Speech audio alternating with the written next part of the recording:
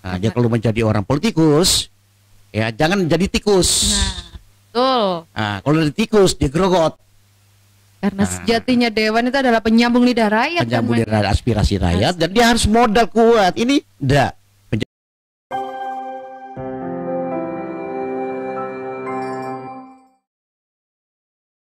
Selamat siang Bapak George Da Silva. Selamat siang. Vibe-nya kalau ketemu Pak George itu selalu happy, selalu bahagia, Iya, positif vibe sekali. Mesti happy, Iya dong. happy terus. Pak George sehat ya? Sehat walafiat. Wah, Ya. alhamdulillah. Ini bisa dibuka sekarang maskernya Pak George? Oh bukan, Oke. kita, iya, kita buka ya. Pengen lihat gantengnya Iya. Pak George ini. Kita buka ya. Oke. Jadi udah melalui protokol kesehatan ya. Oke.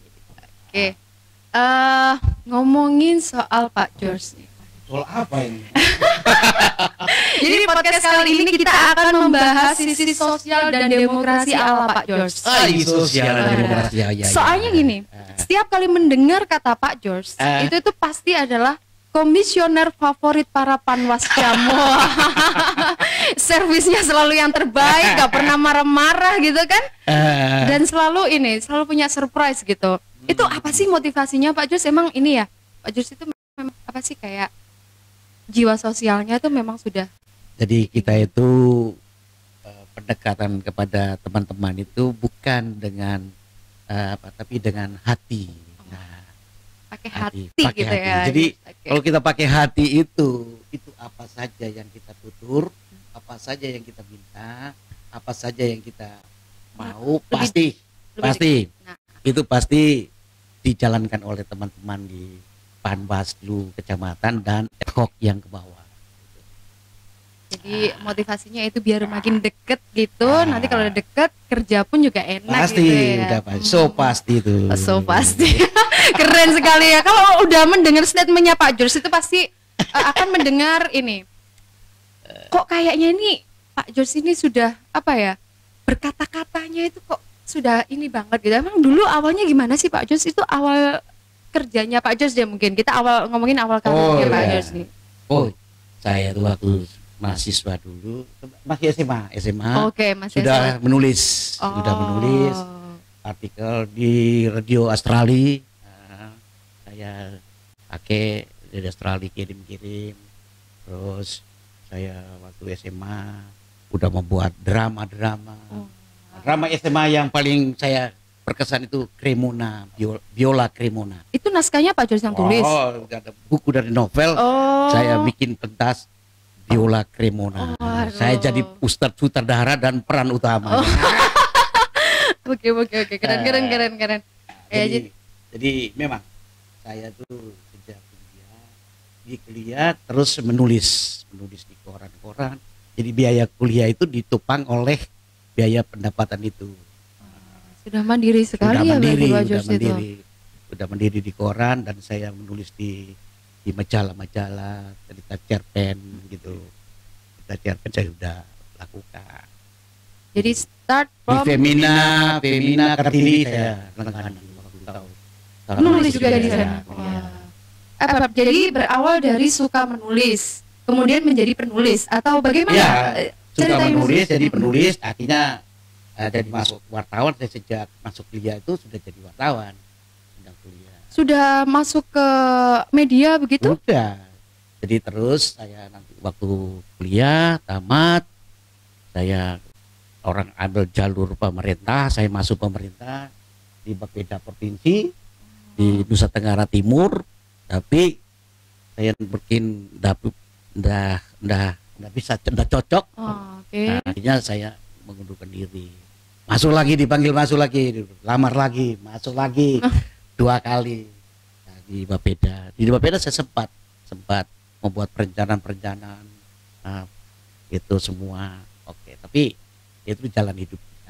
Tapi feel-nya masih di apa? Tapi saya tetap wartawan gitu. Okay. Jadi antara dua, pilih mau jadi PNS atau wartawan. Saya pilih wartawan aja karena masih bukan wartawan, itu bukan idealis, tapi memang saya ditempa oleh keluarga saya memang orang politik. Okay. Bapak saya politik, bapak saya itu mama saya, bapak bapak saya kepala desa, mama saya ketua BPD. Wah. Jadi anaknya Pak Kepala Desa ya di Banyumas. Oke. Banten kepala desa. Jadi start dari wartawan itu mulai dari tahun berapa Pak George?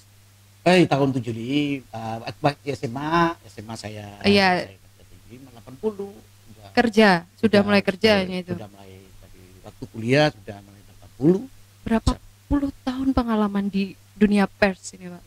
Dunia pers kita ya ada pengalaman, terus saya buka sekolah jurnalistik di Malang, di Jalan Raung. Terus saya di koran waktu itu Merdeka, masih koran Merdeka harian. Terus saya berpindah ke yang menetap di Nusrah Bali. Terus saya ke Jawa, terus saya masuk di Surya dan Kompas Group. Terus terakhir Jawa Pos merekrut saya masuk di Karya Dharma, saya sebagai redaktur pelaksana. 20 tahun lebih ya Pak George? Lahiran itu berapa itu? 80? Sekarang udah 2002 masih 40 tahun ya? Lebih kayaknya ya 30 tahun. 40 tahun. Sekarang apalagi saya sekarang mempunyai koran saya namanya Nagi mingguan. Oh ya. Tetapi karena saya di Bawaslu saya harus nonaktif. Akhirnya koran itu tiap minggu database media online sekarang, pakai media online tiap hari diterbitkan.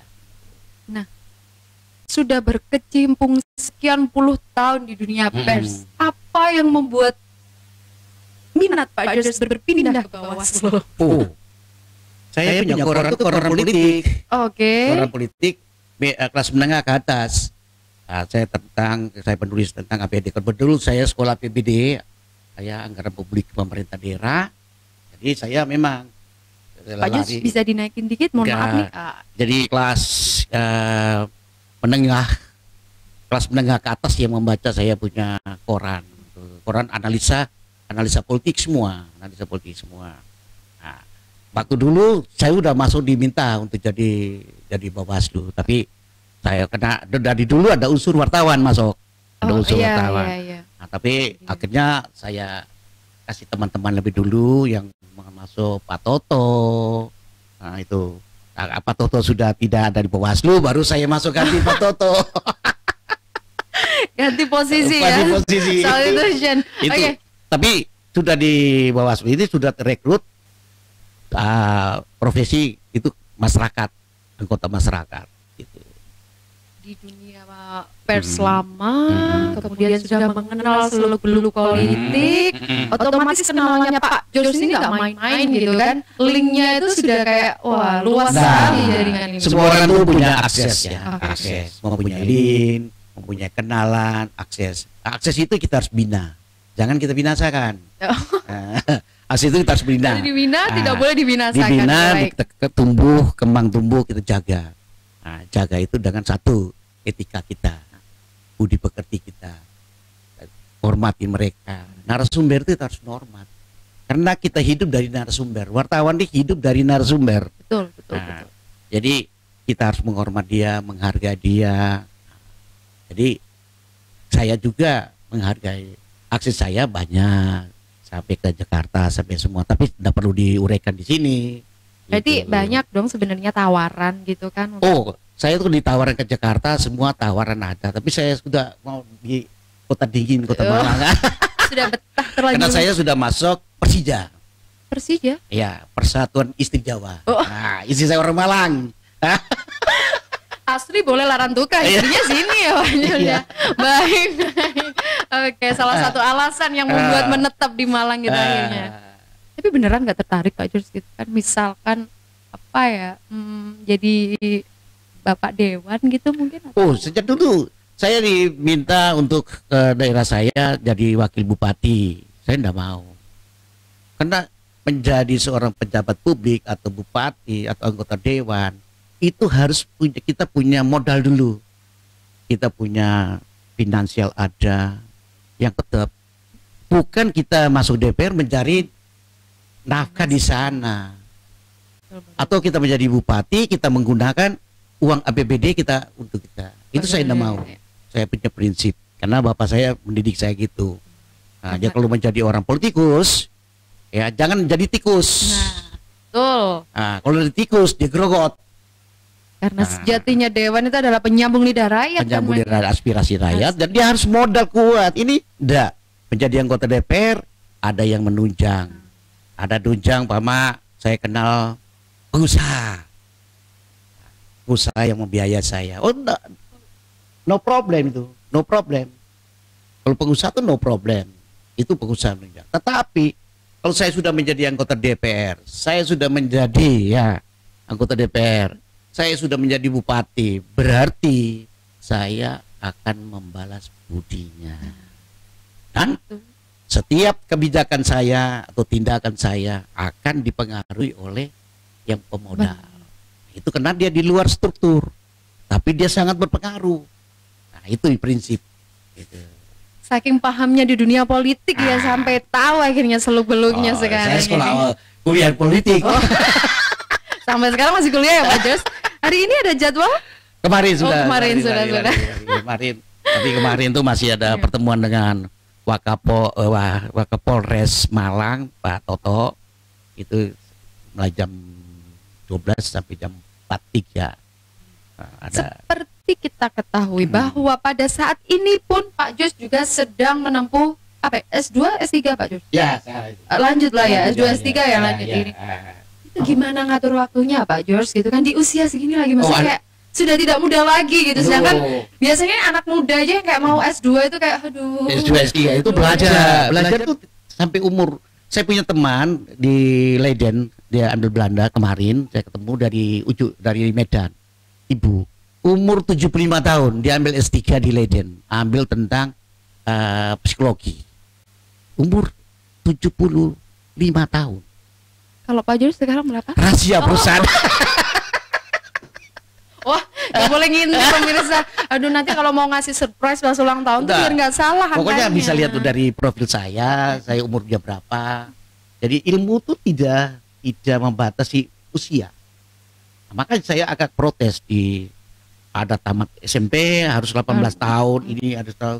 Nah, di perguruan tinggi kalau kita masuk kuliah itu umur. Nah, itu yang saya tidak batas. Itu hak asasi orang mencari ilmu. Betul. Itu yang harus diperbaiki di negeri-negeri. Kalau universitas swasta oke. Kalau universitas negeri harus pakai batas umur. Nah, itu yang saya tidak setuju. Jadi motivasinya berasal dari Pak Jos sendiri yang memang suka belajar gitu. Saya tuh setiap malam tuh baca buku. Saya tidurnya sekitar jam 1, 2. Buku saya setiap minggu atau setiap bulan saya dapat uang, itu ada buku, saya beli buku apa aja, buku hukum, buku politik, buku sosial, apa saja. Itu. Ya, jadi begitu anak muda, literasinya nggak cuma lewat HP atau sosial media, harus pakai sosial media itu kan orang yang membuat. Bisa saja keinginan dia membuat, tapi tidak pakai referensi. Nah, kalau penelitian ilmiah yang kita belajar di kuliah itu ada referensi, ada jurnal, ada textbook gitu. Oke. Terus nih Pak Jos, penuh pokoknya kalau ngomong sama Pak Jos itu kan selalu hal-hal yang positif, selalu kesannya tuh baik gitu, jadi kayak memotivasi diri juga gitu kan. Nah, gimana sih gitu, pengen tahu Pak Jos memanage waktunya antara kerja, terus kuliah, dan lagi kegiatan sosial Pak Jos yang terakhir kemarin habis ngapain Pak Jos yang pakai? Jadi saya tuh sebagai trash hero. Trash hero tuh internasional, trash hero nasional. Saya sebagai pembina trash hero di Malang Raya. Malang Raya ya, bukan trash hero itu apa? Pelawan sampah. Itu ngapain tuh kemarin? Jadi kita lembaga kita tuh tidak boleh dibiayai, tidak boleh kerjasama, ada proposal tidak boleh. Jadi, paket komplit gitu. Pinternya dapat, literasinya ada, sosialnya terus, plus lagi hiburannya juga. Dengar-dengar suka karaoke, iya Pak Jos? Itu hobi tuh. Karaoke gitu. Jadi kita tuh hidup itu harus seimbang, ya, seimbang. Waktunya karena kebetulan ini 2 semester ini saya pasca sarjana itu, saya sudah sarjana, sudah ada S3-nya di bidang lain, S2-nya bidang lain, S2-nya aku anggaran publik pemerintah. Saya udah. Tapi saya kebetulan saya ada di Bawaslu. Begitulah masalah politik, sehingga saya lebih baik supaya ada linknya. Jadi saya ambil S2, S3 sosial politik, konsentrasinya sosial politik di Universitas Muhammadiyah Malang. Yang saat ini sedang saat ditempuh. ini ya. Di akhir-akhir apa ya ini namanya ya? Bukan akhir sih. Ya di perjalanan Pak Jos sekarang nih, ada nggak sih kepikiran untuk kembali ke Flores gitu? Kembali ke Flores tuh gini, mengabdi itu kan gini, Mbak. Saya itu bukan lagi orang Flores, saya lagi bukan orang Jawa, saya bukan orang Sumatera, tapi saya adalah orang bangsa Indonesia. Nasionalis kan? Ya, harga diri. Nah, jadi saya jadi kita agama, suku, ras tuh kita tinggalkan. Kalau kita mau maju, kita mau maju dalam pikiran, dalam sosialisasi, dengan sosial. Itu hidup sosiologi itu hidup yang mesti dengan manusia dan manusia. Jadi kalau kita menyakiti hati orang, kita pasti suatu saat kita akan terima giliran orang yang menyakiti kita. Kalau kita sudah menyakiti orang, kita harus bersedia untuk menyakiti orang. Yang gitu. Ditanam dituai ya Pak Jos. Jadi hidup itu keseimbangan, jangan menyakiti hati orang, tetapi kalau dia punya kesalahan kita benar. Sekarang seperti ya di dalam Bawaslu, sama saya kebetulan divisi ya penanganan pelanggaran. Kita kan ada dua hal, yaitu satu pencegahan dan satunya penindakan. Kita pencegahan, mungkin dia tidak mengetahui tentang aturan-aturan, walaupun dalam lembar negara dicatat bahwa sudah masuk lembaran negara semua orang dianggap mengetahui, tapi belum tentu. Kenapa? Kita harus mensosialisasi dia mensosialisasi partai politik, mensosialisasi lembaga swadaya masyarakat, mahasiswa dan sebagainya. Kalau kita belum melakukan sosialisasi, bagaimana kita melakukan penindakan? Tapi rule-nya kita harus pegang rule-nya. Tetapi kita mencegah. Kalau dia mengulang lagi perbuatannya, baru kita masuk ke penindakan. Divisi penanganan pelanggaran identik dengan pasal-pasal. Hafal Pak Jos. Gimana cara ngafalinya Pak Jos gitu? Kalau pasal memang ada yang bilang saya itu pasal berjalan, nggak apa-apa. Kita undang-undang berjalan gitu. Undang-undang berjalan. Tapi kita selalu sering membaca. Sudah sejak dulu saya membaca, terus mengapa. Ya pertama kan mesti menghafal. Terus kita bukan menghafal aja, kita mengkaitkan pasal ini dengan pasal apa.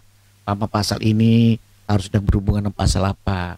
Pasal di undang-undang pilkada, undang pemilihan gubernur, bupati dan wali kota. Pasal 71 kita harus kaitkan dengan pasal 70, harus dikaitkan pasal berapa, ancaman pidana yang di mana gitu. Sehingga ada match kita. Nah, jadi kita belajar itu, oh ini pasal yang mengatur ini gitu. Sampai sekarang pun juga masih proses menghafal atau sudah di luar kepala ini? Jadi saya tuh sudah bertahun-tahun di Bawaslu sejak tahun 80 berapa ya? 80 berapa? 2008 Saya di pada KPPS menjadi ketua PPS, Panwaslu kecamatan, Bawaslu jadi udah perubahan undang-undang tanya perubahan sedikit aja. Jadi dari Panwaslu kecamatan Wagir dulu. Wagir ketua di sana. Tapi sama saya tim redaksi juga wartawan saya dulu, saya tuh ya itu pendekatan. Oke, semua sudah dikulik. Ya. Sampai tadi terakhir adalah yaitu pertanyaan saya udah nggak pengen tinggal di Flores nih ya berarti ya, udah menetap di Malang nih ya. Sudah jatuh cinta dengan Malang Pak Jos? Saya sudah masuk sejadah tadi. Oh iya istri Jawa. Berarti secinta itu dengan istrinya ya Pak Jos. Wah, itu gimana ceritanya Pak Jos? Rumahku adalah surgaku. Dan Istriku adalah bidadarinya. Boleh. Ya kekasih bayangan banyak. Itu dibahas di balik layar saja, Pak. Kekasih bayangan banyak. Jadi Oh, iya. kita tuh gini. Jadi hidup itu pertama kita rukun tetangga. Saya pernah menjadi ketua BPD desa saya. Ketua Jadi BPD. wakil di sana. 6 tahun. Sitirjo, Oh, Kecamatan oke, Bagir. Nah, lalu minta lagi, tapi saya masih aktif di Bawaslu. Konsentrasi saya tidak bisa. Mereka minta jadi anggota aja, saya enggak usah. Karena berbagi. Tapi saya mengkader-kaderkan orang gitu. Dan saya selalu bekerja di mana saja, saya mengkaderkan orang. Dan saya punya lembaga sendiri, ada lembaga riset dan konsultan, pemantau dan evaluasi otonomi daerah. Itu saya direkturnya. Tapi sekarang saya tidak direktur, anak buah saya yang jalankan. Dan masih jalan sama. Jalan terus kita menganalisa. Aduh, saya sampai nggak bisa ngitung saking banyaknya loh Pak George. Ini kira-kira saya kalau di kader masuk yang mana ya Pak baik, George? ya. Jadi kuliah, apalagi kuliah ini untung ya, Iya, kuliah ini kan bersifat daring. Nah, jadi kita sementara bekerja Bisa. daring. Nah, di tempat kuliah saya itu memahami saya punya pekerjaan dan saya bukan mencari pekerjaan. Ijazah itu untuk mendukung saya punya profesi. Jadi beda. Kalau ada orang yang mencari pendidikan untuk mencari pekerjaan. Ya, betul. Nah, kalau saya pendidikan itu untuk menambah referensi saya, mendapat legalitas dari kampus bahwa saya ini adalah seorang calon. Nah, gitu. Sudah banyak sekali yang dikulik termasuk dari desa. Apalagi ya. Enggak, tapi penasaran. Istri memang asli Malang Pak George. Asli Malang. Terus kenalnya dari? Oh, kenalnya ceritanya panjang. Itu rahasia. Dikit mungkin ya kan. Oh, tapi udah pernah diajak ke Flores kan, Mas? Oh, menikah kan langsung ke Flores. Flores. Anak saya pertama lahir di Kupang, Kupang. Anak yang kedua lahir sudah di Malang. Di Malang. Jadi saya tuh punya putranya ada 2 cewek semua. Nih, terakhir nih Pak Jus. Jangan terakhir. Oh jangan, jangan ada yang akhir gitu ya, jangan ada yang berakhir gitu. Ini deh, apa sih gitu? Bagaimana pengen tahu motivasi apa ya? Gimana Pak Jus memotivasi kami nih para anak muda, anak generasi muda, generasi milenial nih ya, itu biar jiwa sosial dan demokrasinya tuh jalan. Itu gimana Pak Jus? Jadi gini, ada di dalam ilmu politik ada sosial politik. Nah, sosial politik berarti ada demokrasi. Sosial berarti berhubungan dengan manusia. Jadi saya bilang tadi, kita harus menghargai orang. Karena dalam ilmu sosial politik itu tidak ada yang benar, tidak ada yang salah. Semua orang beda, harus bisa mengemukakan pendapatnya.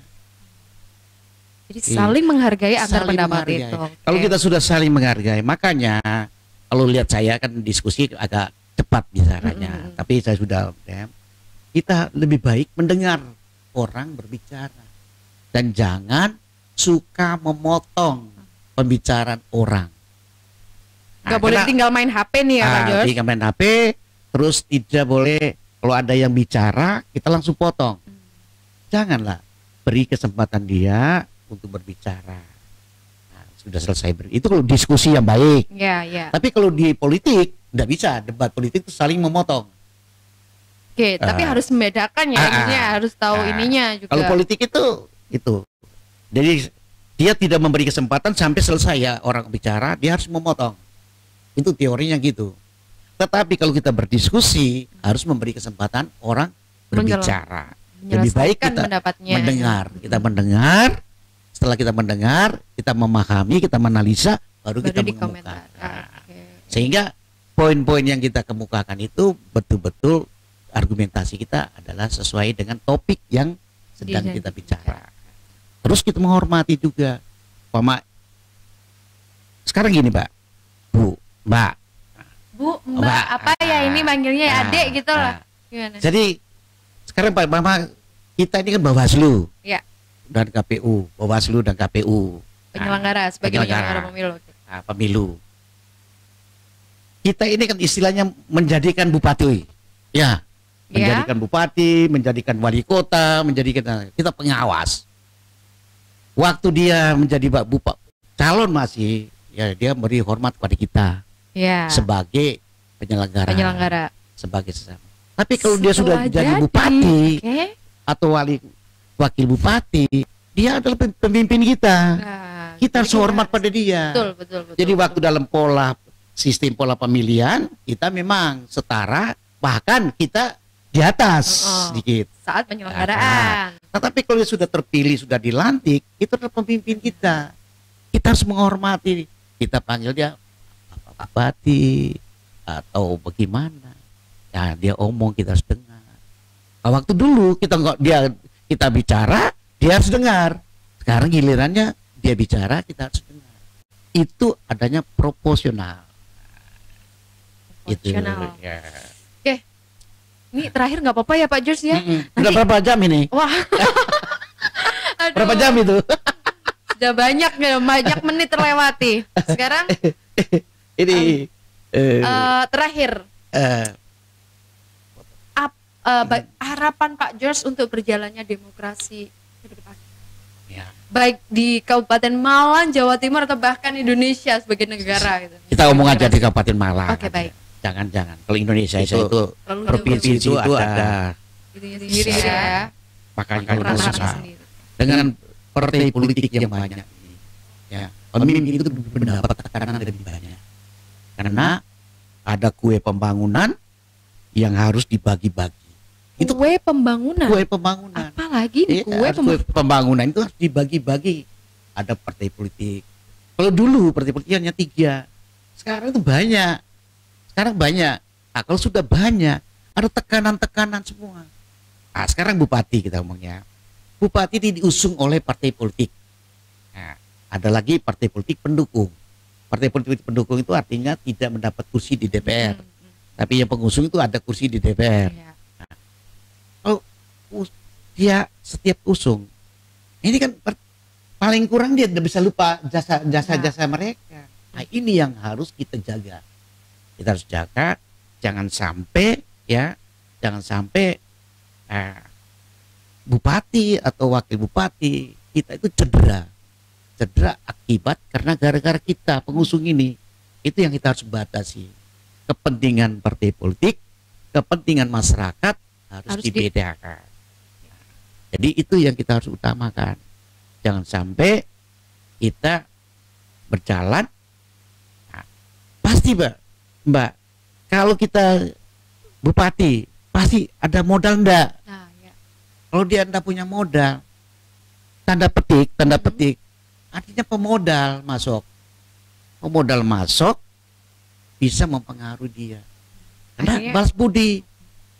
Tapi itu wajar-wajar saja. Pengusaha, rekanan itu paling kurang dia harus mendapat keuntungan. Pengeluarannya sedikit-sedikit, tapi mendapat keuntungan pemasukan yang sebanyak-banyaknya. Jadi bermain. Jadi makanya saya bilang politik identitas itu saya punya judulnya, saya punya bukunya itu politik identitas, politik martabat, identitas dan politik kebencian. Nah, jadi identitas saya punya partai, saya ada petahana, martabat, harkat dan martabat semua. Akhirnya timbullah politik kebencian untuk membeda-bedakan orang, agama, suku dan ras. Itu tidak boleh. Tetapi dalam praktek terjadi. Siapa yang harus membuat supaya ini terurai, jangan dipengaruhi? Ya generasi milenial yang harus mendobrak ini. Nah, tetapi generasi milenial juga waktu kuliah dia sudah dimasuki partai politik. Udah banyak bendera yang menghiasi. Iya, banyak bendera yang masuk di sana partai politik. Waktu di SMA juga masuk politik. Waktu dia di luar, dia kamu jadi saksi saya. Berarti dia sudah politik praktis tuh. Jadi setiap milenial itu sudah tidak murni lagi. Karena dia mendukung. Yang harus ditekankan adalah demi kepentingan kepentingan bersama, kepentingan rakyat. Oleh karena itu demokrasi itu apa? Maka saya ada buku saya Demokrasi Pribumi. Demokrasi Pribumi itu membahas tentang demokrasi pada sila keempat. Sila keempat itu apa sila keempat? Rakyatan yang dipimpin oleh hikmat kebijaksanaan dalam permusyawaratan perwakilan. Itu dasar kita untuk membahas demokrasi pribumi di Indonesia. Nah, demokrasi pribumi Indonesia itu bersumber pada sila keempat Pancasila. Itu apa? Mufakat, musyawarah untuk mufakat, bukan musyawarah untuk voting. Tapi dalam pelaksanaannya voting. Oleh karena itu kita mulai membuat demokrasi pribumi itu harus penting. Karena kita ini adalah kegotong royongan. Karena kita itu hidupnya negara kita negara pulau. Suku, bangsa, rasnya itu beraneka ragam. Itu khasana dari Indonesia. Nah, jadi menjadi pemimpin itu harus melihat kepentingan, bukan kepentingan orang, kepentingan semua melakukan kepentingan, tapi kegunaan manfaatnya apa yang saya bantu pada dia. Kalau kepentingan saya Kepala desa minta satu mobil. Kepentingan pribadi itu ya. Bilang menunjang pekerjaannya. Jadi kita sebagai kembali lagi ke Malang, saya berharap pilkada yang akan datang, ya pilkada yang akan datang umpama 2024 atau bagaimana ada peraturan-peraturan yang baik atau keluar yang baru, kita harus mendukung. Ya, pertama partisipasi masyarakat. Partisipasi masyarakat itu tidak semua Bawaslu bisa bekerja. Undang-undang itu ada kelemahan. Iya. Ada kelemahan. Jadi partisipasi masyarakat. Kalau masyarakat partisipasinya melaporkan pada kita, ini ada politik uang, money politik, ada ini, itu membantu kita. Dari itu merupakan informasi awal. Informasi awal. Jadi partisipasi masyarakat itu sangat-sangat penting. Tanpa partisipasi masyarakat, Bawaslu bekerja hanya 25%. Hanya 25%. Jadi untuk menunjang demokrasi atau pemilu yang baik, partisipasi masyarakat sangat diperlukan ini ya Pak. Kalau kita mengharap kepada pemantau pemilu sudah diracuni. Tanda petik.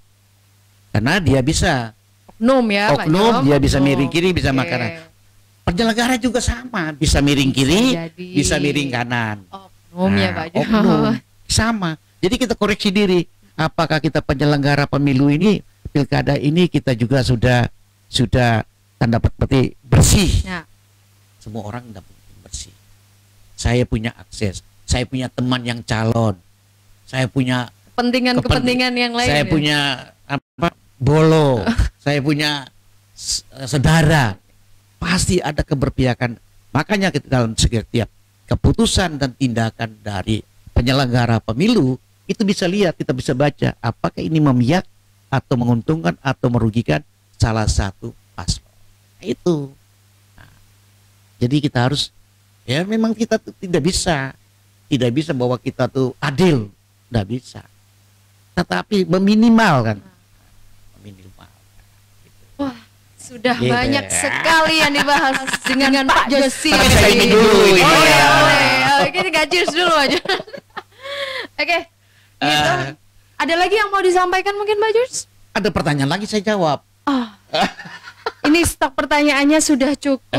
Untuk selanjutnya bisa ini mungkin Pak Jos seminar atau kuliah online saya akan ikut gitu ya biar lebih banyak bahasan dengan Pak Jos nantinya. Jadi gini, saya ajak teman-teman kita Trace Hero itu ya kita bilang melawan sampah. Kita harus mulai sampah, apalagi sampah plastik. Sampah plastik itu terurainya itu 200 tahun baru bisa terurai, bisa banyak. Jadi kita membiasakan membuang sampah plastik, sampah basah, sampah kering itu pada tempatnya. Oleh karena itu kemarin saya bersama Wakil Bupati Malang di Coban Jahe. Terus kemarin di Blok Office di Stadion Luar. Ya. Saya bukan mengampanye kan, tapi kita mengedukasi bahwa kapan lagi? Kita mulai dari kita. Yang pertama itu ASN. Ternyata di sana apa? Sampah, bolong semua. Terus ada sampah, rokok bersama. Kita mulai membina ASN. ASN itu beri percontohan kepada masyarakat. Kalau ASN-nya tidak memberi contoh, masyarakat ASN yang dibayar negara kok tidak memakai itu. Nah, jadi sosial saya salah satunya itu ini tanggal ini minggu kedua nanti saya akan bikin di Kota Malang, mungkin di Jalan Suki Rahman di Alun-Alun. Tuh bisa yang pengen ikut dan pengen tahu kegiatannya Pak George bisa langsung join. Relawan masuk. Open relawan guys. Jadi bisa banget nanti join di acaranya Pak George di Trash Hero. Oke. Segitu aja mungkin Pak George yang kita bahas pada siang hari ini karena sudah seru sekali, sudah banyak sekali yang dibahas. Terima kasih banyak. Sama-sama. Saya sampaikan. Semoga Trash Hero-nya Kabupaten Malang ini bisa menginspirasi. Gak cuma di Malang tapi di seluruh gitu kan ya, di seluruh. Jadi kalau di desa-desa sudah ada pembuang sampah, buang sampah yang baik di kali. Kita kemarin tuh di kali tuh, aduh sampah plastik itu banyak sekali. Terus orang datang ke tempat-tempat wisata itu membuang sampah. Kita memilih, kita tidak menyatakan jangan buang sampah. Enggak, kita pilih aja. Dia lihat kita pilih, contoh, kita tidak. Itu namanya edukasi. Kita tidak bilang, Pak, Bu, jangan buang sampah di sini, sampah ini. Enggak, kita edukasi, mewujudkan. Kita beri contoh, kita pilih, kita bajunya threshold, threshold, udah, itu. Seru ya kayaknya. Oke, Sobat Awas, gitu dulu podcast kita pada siang hari ini dengan Pak George da Silva. Semoga menginspirasi, semoga bisa menghibur semuanya. Jangan lupa subscribe, like, and comment, serta share ke seluruh sosial media yang Sobat Awas punya. Oke. Terima kasih Pak George. Oke, selamat. Oke.